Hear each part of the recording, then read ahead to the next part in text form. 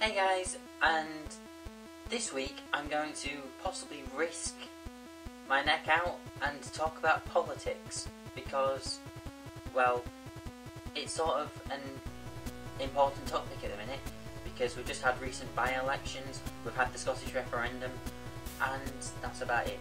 But still, we've got the UK general elections coming up, and though probably most of you won't be able to vote, some of you will, and it's very important that you hear all the sides' arguments and don't just jump onto the bandwagon that seems to be gaining momentum at the minute. Remember, it's your decision at the end of the day, but this is why I feel you shouldn't vote UKIP. As a child, we are told to ignore politics. It's an adult thing. Then all of a sudden, once you turn 18, you're expected to know all about voting, all about their policies, and all about the consequences of voting for specific parties. Something we are told as we are growing up is that immigration is a very substantial problem in the UK.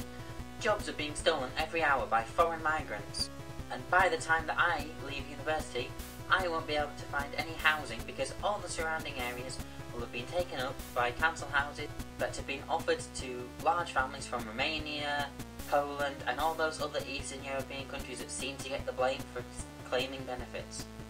Now, recently on Instagram and Tumblr and Facebook as well, I posted a photo of some of UKIP's previous policies, and it said, read 10 reasons to vote for UKIP. It was someone else's photo, I don't know whose, but I did some research and a lot of the points on it were genuine points. However, these days those posts have been taken down because, well, UKIP really don't want anything else ruining their reputation. They've already got a homophobic bigot in charge.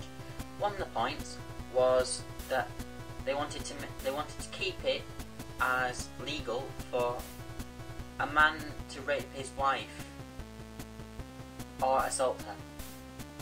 Now, people were saying, oh yeah, that's just ridiculous, no one would vote for that. But the fact is, you can't delete EU Parliament records, and if you actually go onto the EU website, you'll see that in 2006, the topic of combating violence against women, one of the statements was making rape within marriage a criminal offence. There were 545 for making it illegal, and 14 against, 12 of which were the entire UKIP members of Parliament at the time.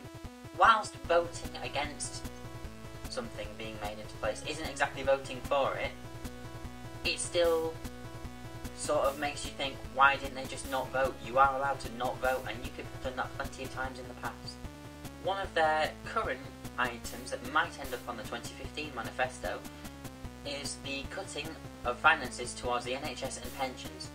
Now, that's not a very good idea as far as I'm concerned, because half of the people that feel they relate to UKIP because they feel that people have come in and taken over the country, people are starting to love each other and get married legally, which they just can't understand because they are closed-minded and incredibly judgmental. But yeah, cutting the NHS will not be a good idea because there are loads of people that need stuff from the NHS. Making it private would only just be stupid. And sure, it might raise a bit of finances, but in the long haul, everyone's just going to go private anyway and not go to the NHS. Nigel Farage and his predecessor claimed to have joined UKIP without even actually reading the previous manifesto. Now, how you can be confident in someone that doesn't even know what the party that he's joined stands for, it baffles me. That manifesto has since been scrapped, but it doesn't mean that the people that are still in UKIP don't support those policies. Now, I thought I'd just end this with some immigration facts that might actually surprise you.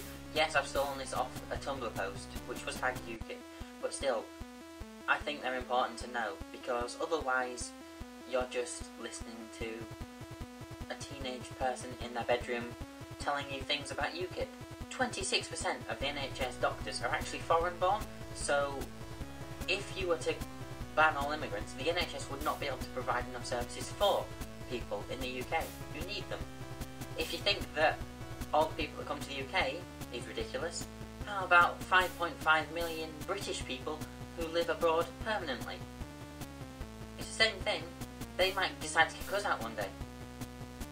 Immigrants are actually 60% less likely to claim benefits than British-born people, I mean, you've seen all the British mums that refuse to get off their arse, have about 10 kids, and still want more benefits. I'm sorry, but they're the people that shouldn't be allowed benefits. Between 1995 and 2011, EU immigrants actually contributed £8.8 billion more than they actually gained themselves. And finally, most studies suggest that immigration actually has no significant effect on employment, or specifically British unemployment.